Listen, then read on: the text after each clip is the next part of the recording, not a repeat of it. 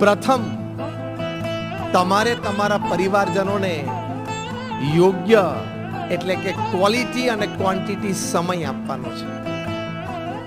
આપમાંથી ઘણા બધા શ્રદ્ધાથી નિયમિતપણે શિસ્ત રૂપે ડિસિપ્લિન પરિવારને સમય આપો છો,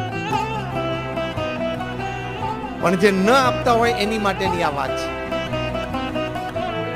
પ્રમુખ સ્વામી મહારાજ એક વાત શરૂઆતમાં સરસ કરતા, એટલે કે પારિવારિક મૂલ્યો અને પારિવારિક સુખ અને પારિવારિક સંપની વાત આવે ત્યારે કે રોજ રાત્રે રાત્રિ ભોજન માટે પરિવારજનોએ બધાએ સાથે જ બેસવું.